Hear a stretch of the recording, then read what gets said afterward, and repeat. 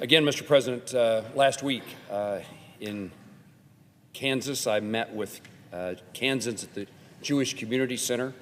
It's in Overland Park, and it serves our state and the parts of Missouri and the Kansas City region. And I heard from leaders from those communities. They were saddened, of course, outraged at the barbaric terrorist attacks against Israel. And I join them in that outrage. And I pray for a justice that comes, that those who've been are being held captive are released. It's been 10 days since the world saw the images of carnage that Hamas has wrought against innocent men and women and children in Israel. The images depict crimes that are brutal and heinous and cause decent human beings to look away in disgust and horror. But we cannot look away. We cannot look away. We cannot ignore what happened.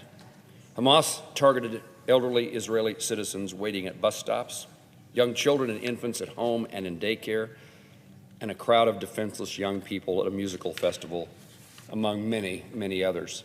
As we continue to take stock of the impact of what transpired last week, it is important to note that more Jews were murdered on October the 7th than any single day since the Holocaust. And among the 1,400 dead are at least 30 American citizens, as well as others from around the world. While security has seemingly been reestablished in southern Israel, the ideology which provided the rationale for the attack is still espoused by many and is celebrated by many more, a fact made apparent in the demonstrations in the capital cities and on university campuses in the days since the attack. Americans of both political parties have shown moral outrage at similar acts of barbarity in the past. The appropriate response to terrorism are grief followed by resolve. Grief over the inhumanity of the terrorists and the tragedy of their crimes, and resolve to protect innocent Israelis from further harm and achieve justice for the families and the entire nation. Israel's right to defend itself is not open to debate, nor is its right to exist. America will stand with Israel, our greatest ally in the Middle East.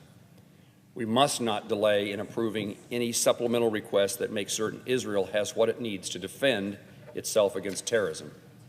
We must help deter other enemies who may use this opportunity to escalate the war against Israel.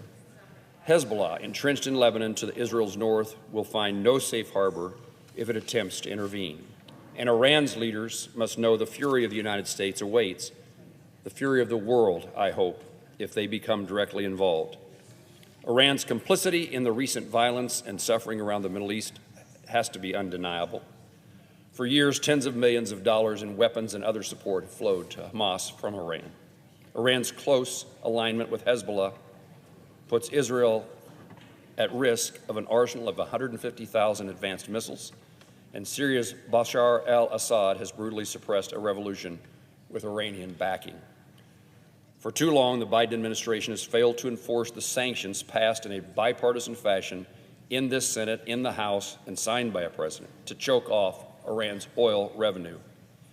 The results are stark. Last year, Iran earned $30 billion in oil exports. From 2020 to now, Iran's foreign reserves rose from a paltry $10 billion to $40 billion, a four-time increase. And that's a lot of money to spread to its terrorist proxies. The administration should no longer delay in trying to choke Iran's revenue stream, and that starts by freezing the $6 billion that was recently released by the Biden administration. American foreign policy in the Middle East must reestablish deterrence against Iran to prevent future acts of terrorism. For decades, Americans have committed to maintaining the principle that terrorism, the use of violence against civilians for political goals, is an unacceptable form of welfare. Now is the time to stand against terrorism and its enablers and its supporters. Now is the time to stand with our Jewish communities here in the United States and around the world. And now is the time to stand with Israel. Mr. President, I yield the floor.